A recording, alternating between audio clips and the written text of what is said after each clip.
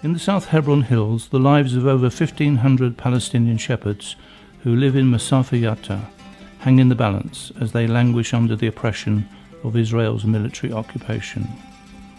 The Israeli military has declared the area in which they live a firing zone, and in 1999 issued evacuation orders to remove the inhabitants of the villages, claiming that they are not permanent residents and ignoring their ancient culture.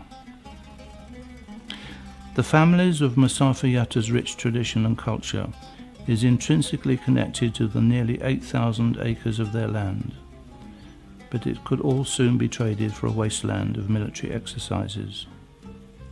The 12 historical villages that unite the area of Masafer Yatta continue to aspire to live a life for the future, despite living under the pending execution of demolition orders and home evictions.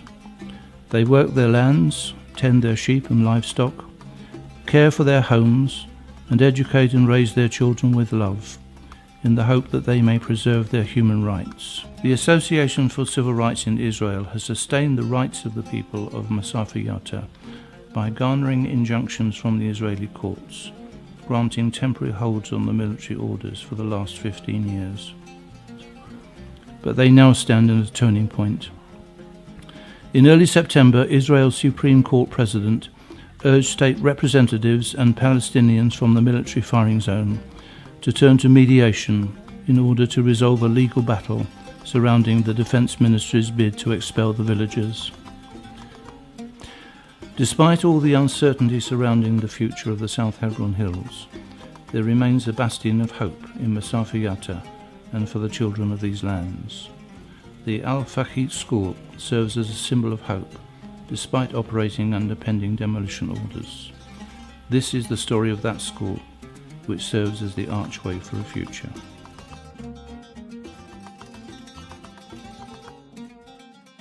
The area we are in is called Masafer Yatta. It's about 50,000 square kilometers. It contains about 13 villages, and the school was established in this area in 2009. Before that, the children were there were no schools here, and the children were forced to leave to Yatta to stay there. And their life, it was difficult for them and for their families, because the families had to leave the area to stay in Yatta to be near with their children, or the children were forced to stay alone in Yatta, far away from their families. Other children did not go to school because they couldn't stay far away from their families, and their families couldn't leave the area. Now the school solved a lot of problems for the children and their families. The school came from different villages here in Masafer Yatta. Now we started a new school in Jimba because it's very difficult for the children to reach the school walking, so it's very easy for them to go to Jimba school. The problems that the children face while they are coming to the school is, number one, they had to walk long distances, and it's difficult for them during the winter when it's raining. They couldn't come to school. Also, they are afraid of the soldiers or the Israeli army while they are training here in the area. They used to frighten them when they throw bombs, and when they stop them sometimes and ask them questions. So we saw that it's very important for them to have a jeep. This year we had the jeep to take the children, to pick up the children from their homes to the school, and to return back to their homes safely. It's good, but the jeep is not enough to cover the whole villages. We hope that we will have a bigger bus or another jeep for the whole area. We started the school from grade 1 to 4. Now we have from grade 1 to 8. Next year we will add a new stage until we reach the stage 12, I hope so.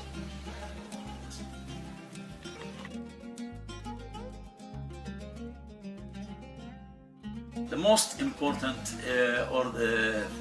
challenge is that we are not allowed to build school here. you know that it's allowed for us to have school in tents, to study in tents. We started the school in tents, but by the help of the local community here in this area, we built the houses, the rooms for the children with metal, cover them with iron and metal, and build walls with bricks. They are not safely, they are not good rooms for the children, especially in rain and when it is getting hot. And even though we received many demolition orders for the school. Last year the Israeli army came here in the morning and they decided to demolish the school, but because of the lawyer we called him, and he called them and stopped demolishing the school.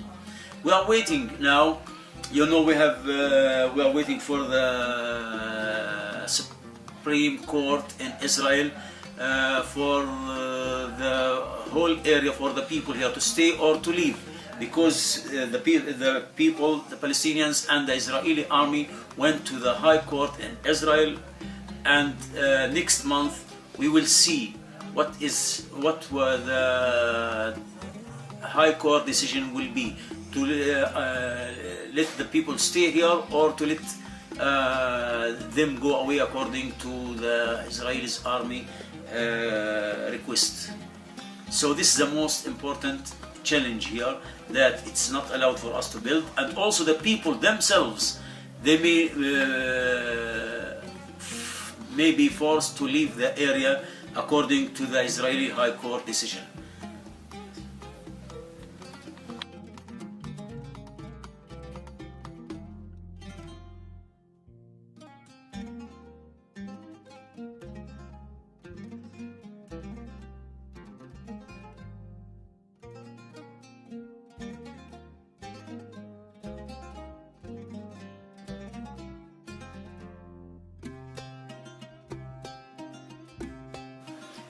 The children usually like to study here, and they are very happy to have school, and they come they come early in the morning, and they don't want to leave the school because they don't have anything to do at home, especially waiting. They don't have TVs at home and electricity and other means of leisure for them, especially the school. But all the time, because of the Israelis' army behaviors here, they all the time become violent, and they want to kill each other, and most of the time they are nervous and frightened. Yes, so we need, sometimes we call other psychologists from Palestinian Authority here to come and to try to release them, because to help them, because they are all the time very tense.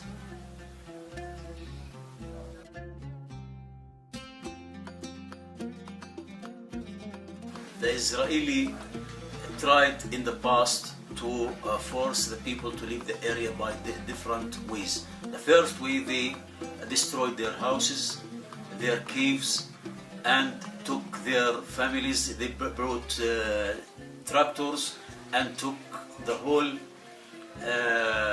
furniture they had in this area and threw them in Yatta, and prevented any person from coming here to the area. And anybody at that time, maybe this happened in 1987, yes, if I'm true, he was taken to the court and paid a lot of money. Any tractor was caught in this area, or any car, also it was taken to prison and paid a lot of money, or taken forever. The people returned back here to stay in their caves. They took with their sheep and their things here. They worked during the night and stayed inside the caves during the day for maybe about 1 year or more than a year, until the Israeli lawyers came to the area and went to the High Court, and they were taken a permission from the Israeli High Court to stay here in this area for about 10 years. Now the 10 years had finished, and they are going to the High Court again with the lawyers, and they are waiting for the new Israeli High Court decision. You will see what will happen in the future.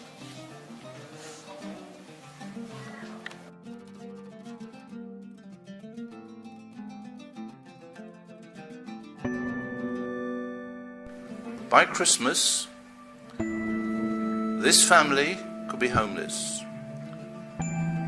Their village could be destroyed. Their school could be demolished. Their road could be blocked. Their electricity could be cut. Or they could start building a secure home. Their village could be recognized. They could build a more accessible school. They could pave their road.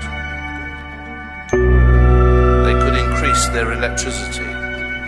You can allow this destruction, or